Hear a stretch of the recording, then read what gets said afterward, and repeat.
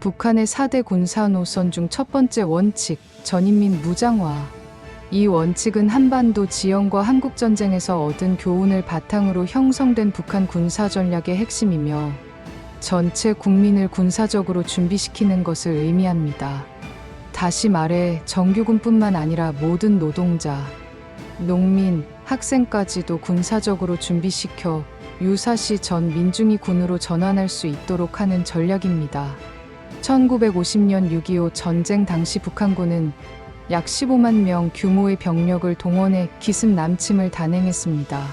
초반에는 우세한 병력과 기계화 부대를 앞세워 빠르게 남진했으나 전투가 장기화되면서 심각한 병력 손실을 입었습니다. 특히 춘천 홍천 전투에서 국군 제6사단의 완강한 저항으로 인해 북한군 제2군단이 큰 피해를 입고 공격 흐름이 지연되었으며 결국 작전 실패로 이어졌습니다. 이 경험은 북한군에게 치명적인 예비 전력 부족의 문제를 각인시켰습니다. 이에 따라 북한은 전쟁 이후 정규군을 증강하고 예비 전력을 대폭 확충하기 위한 전략을 세웠습니다. 초반에 총공세로 한국군을 괴멸시키고 후속 병력으로 안정화 및 방어 작전을 수행하는 속전속결 전략의 기반이 바로 전인민 무장화입니다. 북한의 무장화는 단순한 군 증강에 그치지 않습니다. 청소년들은 붉은 청년군이대, 성인은 노동적이대, 직장인은 민방위대로 편성되어 정기적인 군사훈련을 받습니다. 심지어 60대 이상 고령자도 일부 민방위 활동에 참여할 수 있도록 하는 전면적 무장화 체계입니다. 북한은 인민군과 별개로 이른바 전시예비군을 다층적으로 구성하여 유사시에는 수백만 명의 예비군 전력이 동원될 수 있도록 준비하고 있습니다. 이들은 소총 사격, 행군, 진지 구축 등 기초 군사 훈련을 정기적으로 받으며 대규모 동원 훈련도 매년 시행합니다. 또한 각 지역에는 방공호, 갱도진지, 탄약저장고, 야전병원 등이 민간 건물 속에 숨어 존재하며 평시에는 감춰져 있다가 전시에는 즉시 군사기지로 전환될 수 있는 체계가 구축되어 있습니다. 북한의 무장화는 단순한 무기 소지나 훈련 이상의 의미를 가집니다. 사상적으로도 모든 인민이 총대로 수령을 옹호하라는 구호 아래 군사훈련과 함께 이념교육을 병행합니다. 주체사상과 김일성 김정일주의에 대한 철저한 세뇌교육이 병행되며 인민군과 예비군 모두가 당의 명령에 즉각 복종할 수 있도록 정신무장을 강조합니다. 특히 전쟁이 터졌을 때 민간이 반란을 일으키지 않고 당의 지시 아래 일사불란하게 움직일 수 있도록 모든 국민을 유사시 군사행동에 즉각 투입 가능한 상태로 유지하는 것이 핵심입니다. 하지만 이전 인민 무장화 전략에도 심각한 문제가 있습니다. 1990년대 고난의 행군 시기를 거치며 북한의 인구는 급감했고 젊은 층의 인구도 현저히 줄었습니다.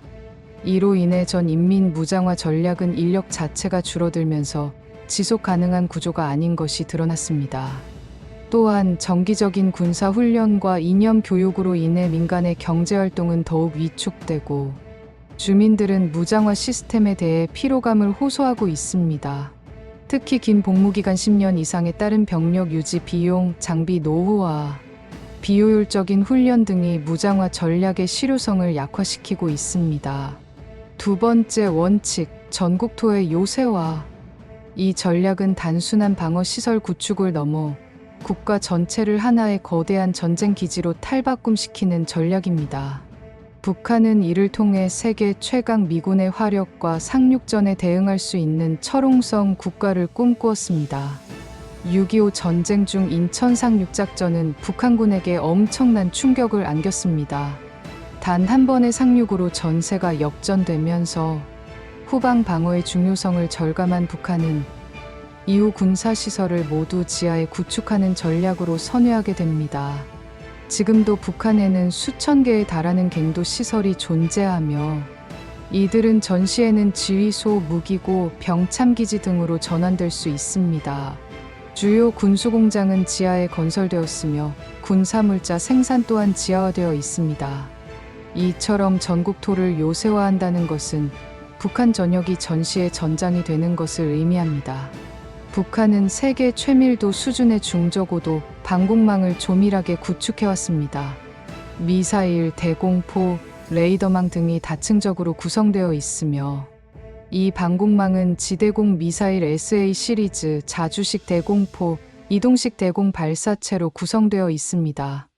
북한의 이러한 방공 체계는 20세기 중후반에는 상당한 방어력을 발휘할 수 있었지만 현대 공군의 트렌드는 고고도 정밀 타격, 스텔스 항공기 중심으로 변화하면서 그 효율성은 점차 떨어지고 있습니다. 북한의 요새화 전략은 민간 인프라에도 반영되어 있습니다. 도로는 전차가 이동할 수 있도록 설계되었으며 철도망은 군사 수송에 최적화되어 있습니다. 발전소, 공장, 병원, 학교까지도 전시 전환이 가능하도록 구조화되어 있으며 주민 대피소 또한 곳곳에 배치되어 있습니다. 평양과 같은 대도시에는 지하 요새 도시가 존재한다는 분석도 있으며 실제로 핵전 대비 시설이 수도권 전역에 분포하고 있는 것으로 알려졌습니다. 하지만 전국토 요새화 전략에도 많은 문제점이 존재합니다. 가장 큰 문제는 막대한 유지 비용입니다. 노후된 시설의 보수, 인력 배치, 방공망의 현대화 등은 북한의 경제 사정으로는 감당이 어려운 수준입니다. 특히 중저고도 방공망의 유지에 많은 자원을 투자했으나 현대전에서는 스텔스기나 위성 정찰, 정밀 유도무기 앞에서는 무력화될 수밖에 없습니다. 때문에 이러한 전략은 이제 상징적 의미만 남고 실전에서는 큰 효과를 발휘하지 못할 것이라는 비판이 많습니다. 세 번째 원칙, 전군의 간부화. 북한은 군대 전 구성원이 높은 수준의 지휘 능력과 임무 수행 능력을 갖추도록 하는 말 그대로 전군이 간부가 되는 전략을 오랜 기간 유지해왔습니다. 1950년 한국전쟁 당시 북한군은 대규모 병력을 동원해 초반 남진을 성공적으로 진행했습니다. 하지만 전선이 길어지고 병력이 분산되면서 중간급 간부들의 지휘 능력 부족이 치명적인 약점으로 드러났습니다. 전투 중 융통성 없는 작전 수행, 무질서한 후퇴, 명령 불이행 등은 군대 전체의 효율을 떨어뜨렸고 북한군의 전쟁 실패 요인 중 하나로 평가받았습니다. 이후 북한은 모든 군인이 한 단계 높은 직책을 맡을 수 있도록 교육하고 실제 전장에서 임시 진급과 대리 지휘를 가능하게 하는 체계를 갖추기 시작했습니다. 이는 단순한 병사 양성을 넘어 병사 개개인이 간부 수준의 역량을 갖추도록 만드는 전략입니다. 북한의 군 간부 육성 체계는 군사훈련뿐 아니라 강력한 이념 교육을 포함합니다. 간부가 되는 조건은 단순히 전투 능력만으로는 부족합니다. 당에 대한 충성심, 계급적 성분, 정치적 신뢰도가 매우 중요합니다. 때문에 군간부 학교에서 군사전술, 전투기술 훈련과 병행하여 주체사상, 수령관 등에 대한 교육이 집중적으로 이뤄집니다. 이 시스템은 실제 전투에서 중급 간부가 사망하더라도 부하가 그 자리를 즉시 대체할 수 있도록 설계되어 있습니다. 실제로 북한은 전시 상황을 대비해 예비 간부까지 다수 확보하는 체제를 갖추고 있으며 평시에도 지역 민방위대, 노동자 무장조직 등에서 간부화를 추진하고 있습니다. 하지만 이 간부화 전략에도 심각한 한계가 존재합니다. 가장 큰 문제는 간부의 질적 수준입니다. 이론상 전군이 고급 인력으로 구성되면 전투 효율이 높아질 수 있지만 북한의 현실은 다릅니다.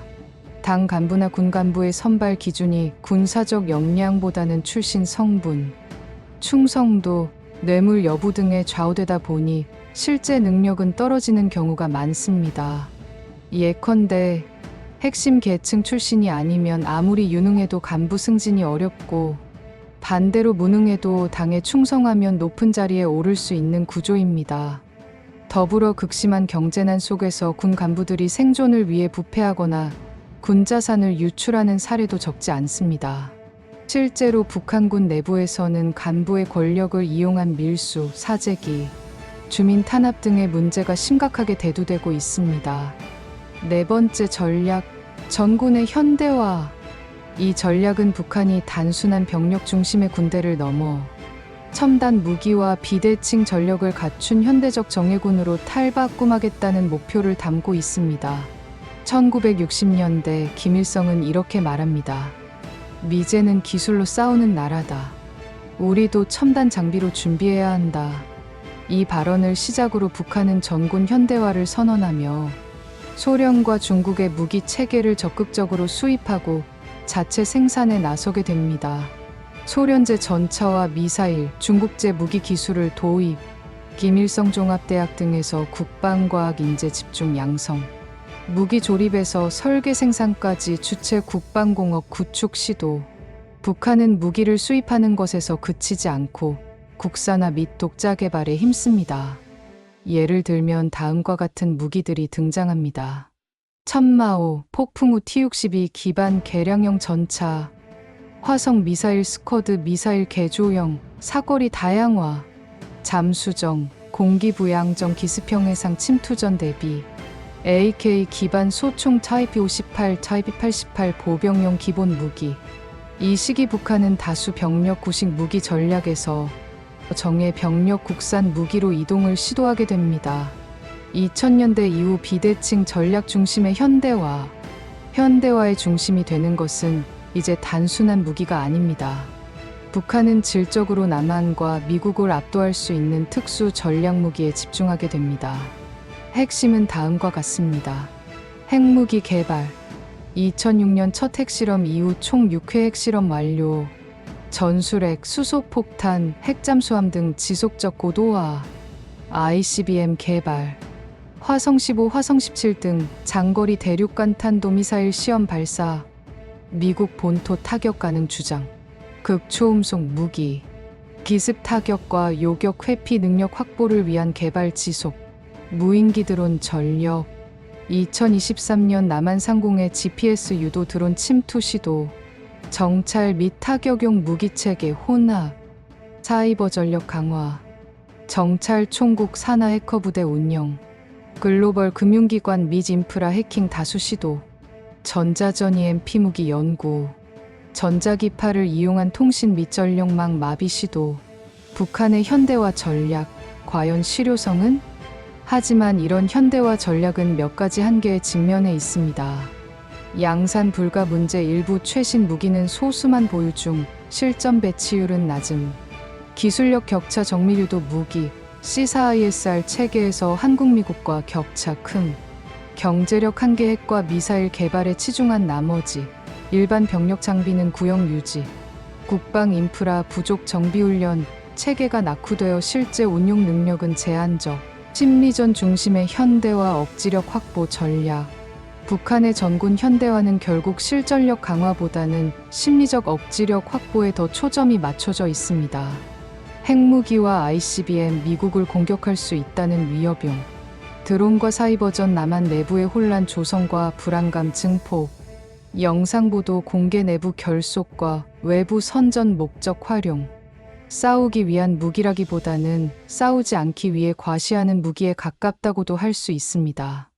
결론적으로 북한의 전군 현대화는 무기 자체보다도 군사전략의 재편에 더 가까운 변화입니다. 과거의 총칼 중심의 대규모 병력전에서 이제는 핵, 미사일, 사이버, 드론 등으로 대표되는 비대칭 전력 중심의 전쟁 억제 전략으로 방향을 틀고 있는 것입니다. 하지만 기술력과 자원의 한계, 경제난, 국제 제재 등 복합 요인으로 인해 북한의 현대화가 실제로 전쟁에서 효율을 발휘할 수 있을지는 여전히 미지수입니다. 4대 군사 노선의 현재와 미래는 어떨까?